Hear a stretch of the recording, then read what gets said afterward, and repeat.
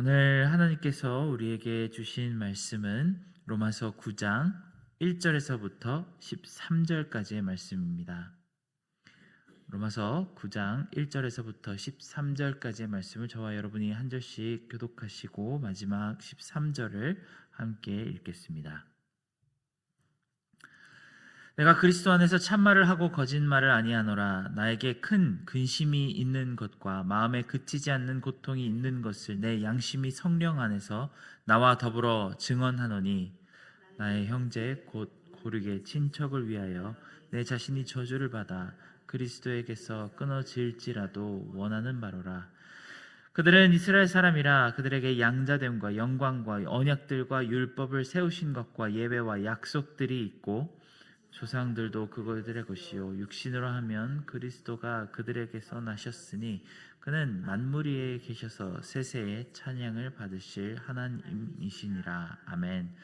그러나 하나님의 말씀이 패하여진 것 같지 않도다. 이스라엘에게서 난 그들이 다 이스라엘이 아니요 또한 아브라함의 씨가 다 그의 자녀가 아니라 오직 이삭으로부터 난 자라야 내 씨라 불리리라 하셨으니, 곧 육신의 자녀가 하나님의 자녀가 아니요 오직 약속의 자녀가 씨로 여기심을 받느니라. 약속의 말씀은 이것이니, 명년 이때에 내가 이르리니 사라에게 아들이 있으리라 하심이라. 그뿐 아니라 또한 리브가가 우리 조상 이삭 한 사람으로 말미암아 임신하였는데 그 자식들이 아직 나지도 아니하고 무슨 선이나 악을 행하지 아니한 때에 택하심을 따라 되는 하나님의 뜻이 행위로 말미암지 않고 오직 부르시는 이로 말미암아 서게 하려 하사, 리브가에게 이르시되 큰 자가 어린 자를 섬기리라 하셨나니, 기록된 바 내가 야곱은 사랑하고 에서는 미워하였다 하심과 같으니라. 아멘. 우리는 어제까지 로마서 8장을 통해 구원받은 그리스도인의 믿음이 얼마나 놀라운 능력을 가졌는지에 대해서 자세히 살펴봤습니다. 우리가 가진 구원, 그리고 이 구원을 붙드는 믿음은 어떤 효력을 가지고 있을까요?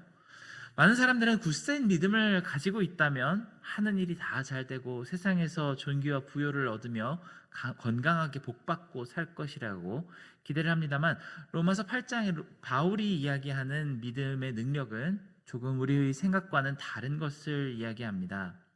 바로 이 세상 무엇으로도 끊을 수 없는 하나님의 사랑과 무엇으로도 좌절시킬 수 없는 하나님의 언약이 우리 가운데 반드시 이루어질 것에 대해 말하는 것이 바로 이 믿음의 능력입니다.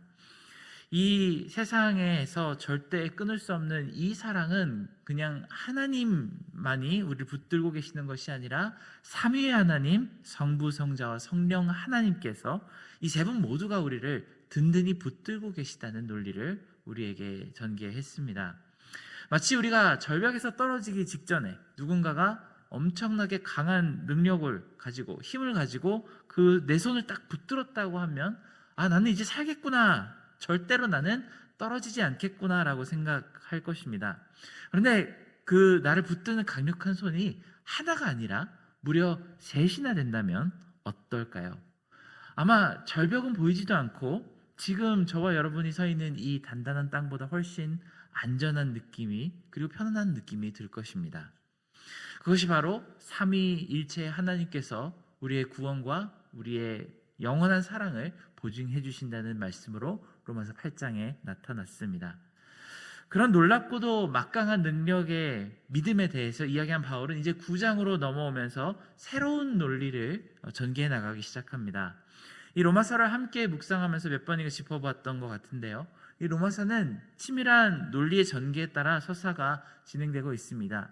그리고 각각 논리의 단계에는 아주 적절한 숨은 질문이 있고 그 질문을 답하는 바울의 지혜가 담겨 있다고 보아야 합니다.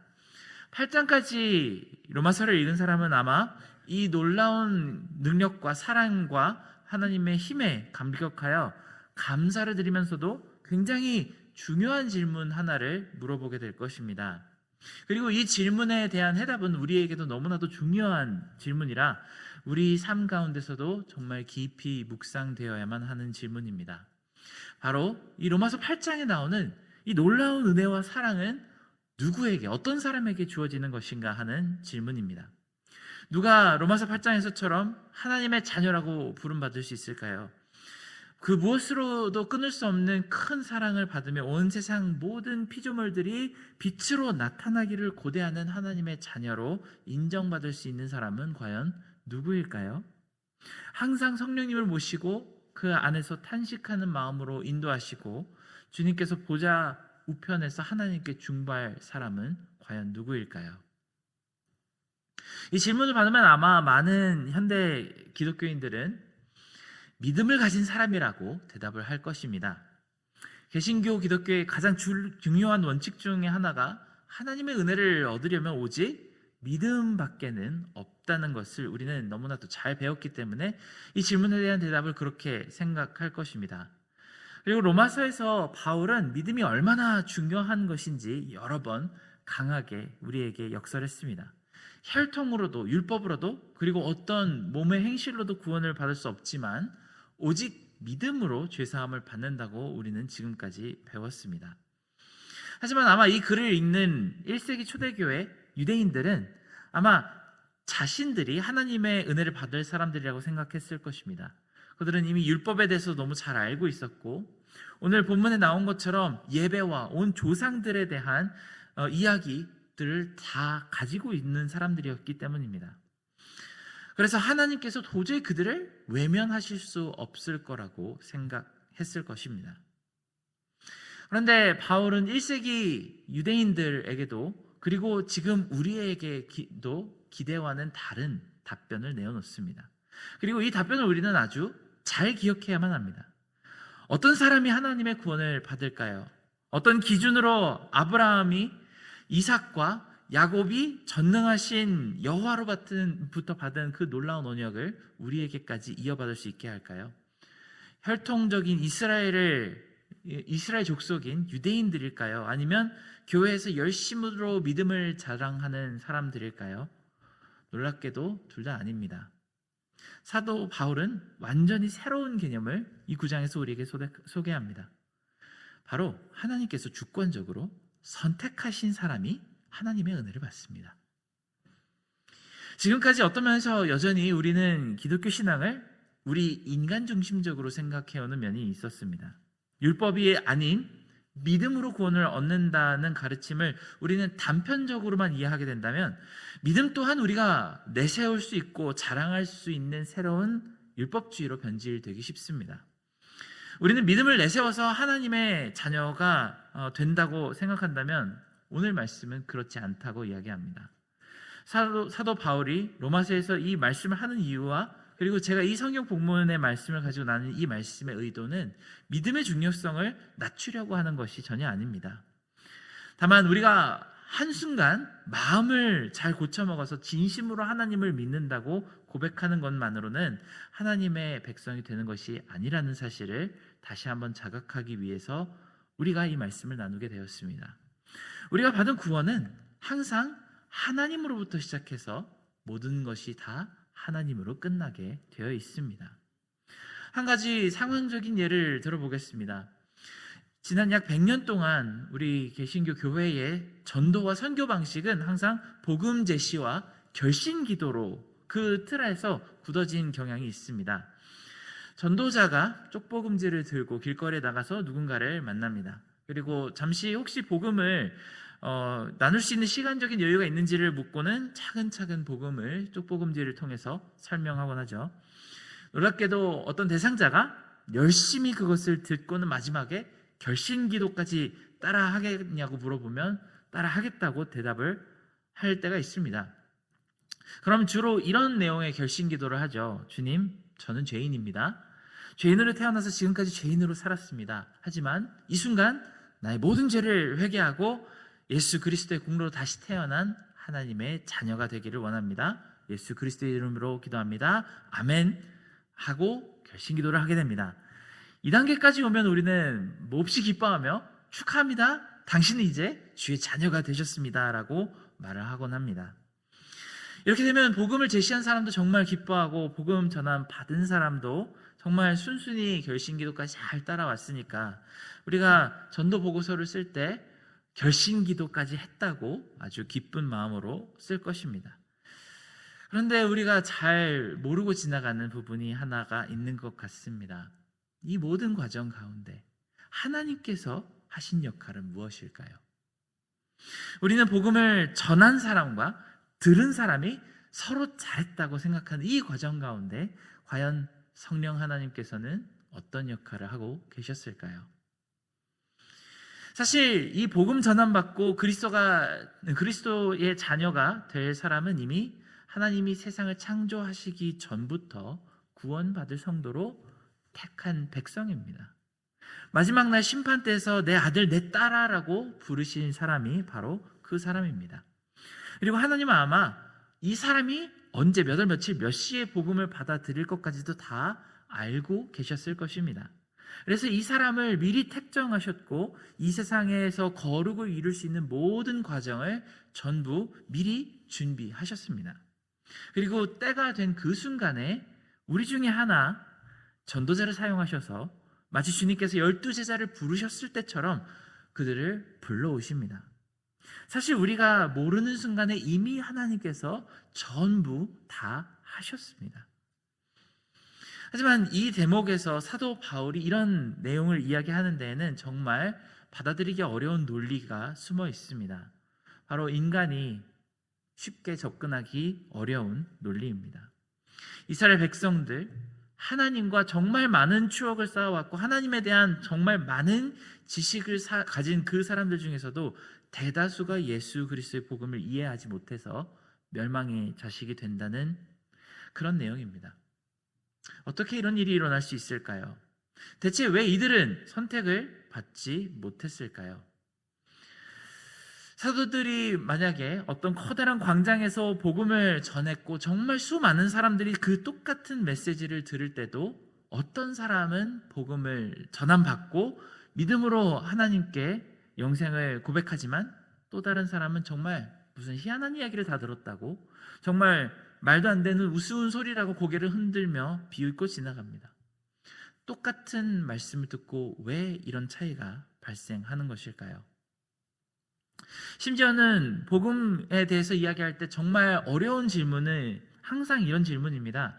지역 때문에, 문화 때문에, 언어 때문에 그리고 시대를 잘못 만나서 복음을 들을 기회가 없이 구원을 받지 못하는 사람들이 있다고 우리는 알고 있습니다. 그런데 반대로 이 모든 것을 뒤엎어버리고 마치 저격이라도 한 듯이 말도 안 되는 상황 가운데 그리스도를 기적적으로 만나서 변화를 받는 사람도 있습니다.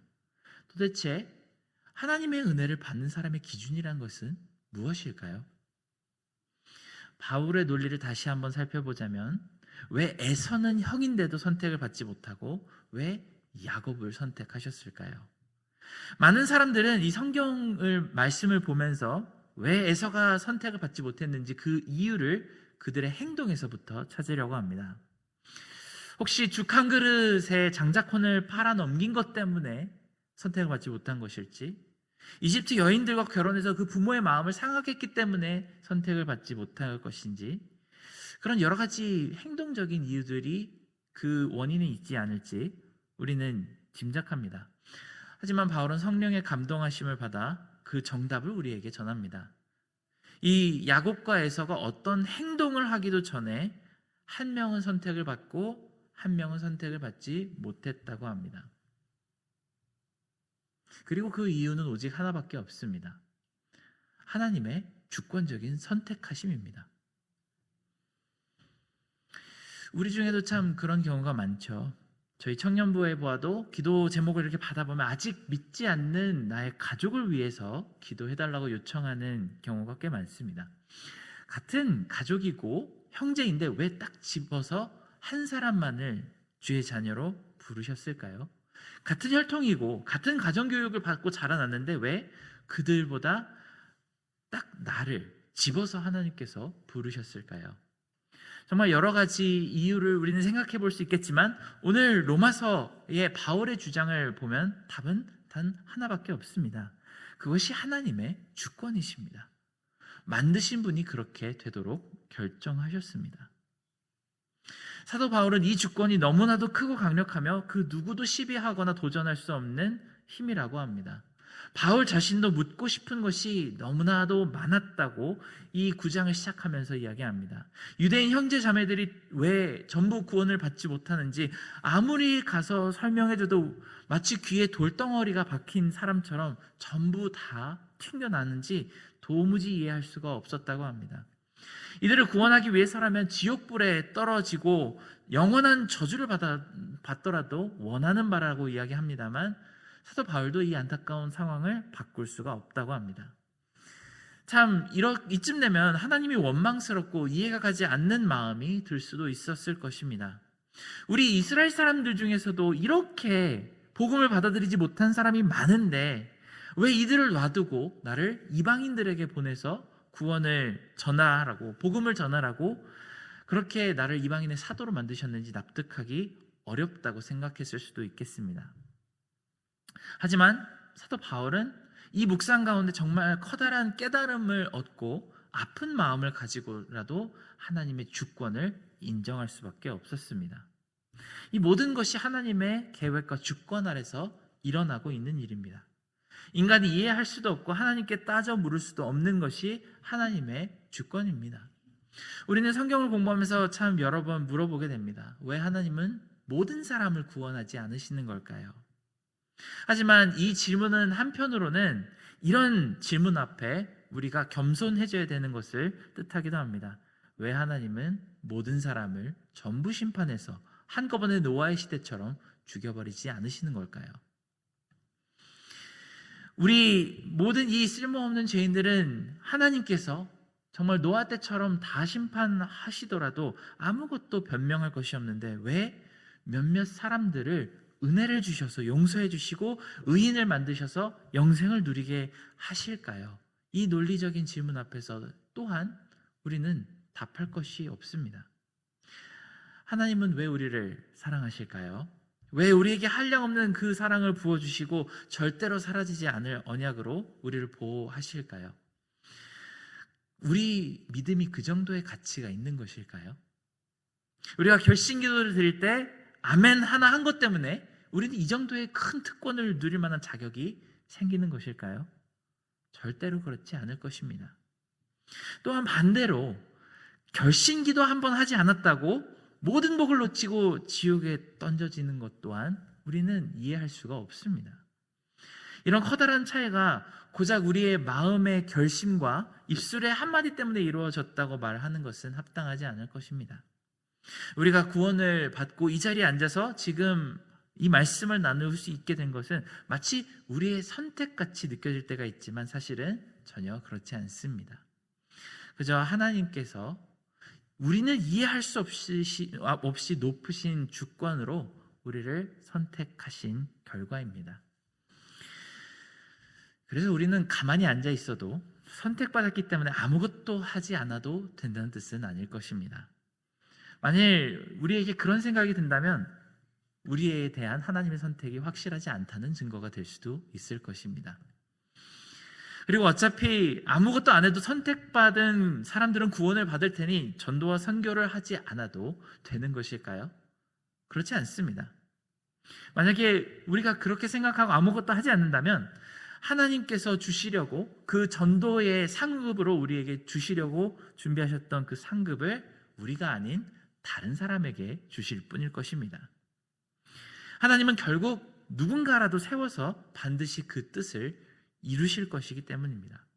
만일 우리가 그 전도와 복음 전파의 도구로 사용된다면 그것을 감사하고 하나님께서 주실 상급을 기대할 수 있게 될 뿐입니다. 이제 9장에서부터 우리가 바라보게 될 믿음은 이 9장 이전에 사도 바울이 이야기했던 믿음에서 한 발자국 더 나아가는 믿음입니다. 바로 하나님의 크신 주권을 온전히 인정하는 믿음에까지 우리를 나아가게 합니다. 우리가 마음속으로 아니면 우리의 논리로 이해할 수 없거나 우리 마음에 흡족하지 않아도 결국 이 믿음을 우리가 고백하면서 나는 피조물이자 종이고 하나님은 주인이시자 창조주이시라는 그 사실을 인정하게 하는 믿음으로 우리를 인도합니다. 오늘 하루 우리의 믿음이 온전히 하나님의 주권에 맡겨드리는 그런 믿음의 시간이 되시기를 진심으로 축원합니다. 함께 기도하겠습니다. 사랑하는 하나님 아버지, 우리 인생 가운데 정말 이해할 수 없는 많은 일들이 있음을 고백합니다. 우리의 작은 인지력으로는 도저히 하나님께서 일하시는 그 손길을 바라볼 수도 없고 이해할 수 없으며, 또 왜 우리에게는 이런 은혜를 주시면서 내가 정말 사랑하는 사람들에게 아직 은혜를 주시지 않았는지, 그때는 언제 올 것인지 우리가 너무나도 궁금해서 주님께 여쭈어보는 그 시간이 정말 우리에게는 인내이자 정말 믿음의 큰 시험임을 하나님께 고백합니다.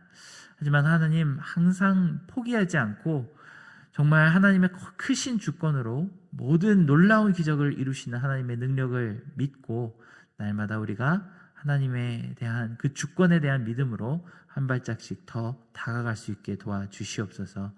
모든 은혜 감사드리며 예수님의 이름으로 기도드렸습니다. 아멘.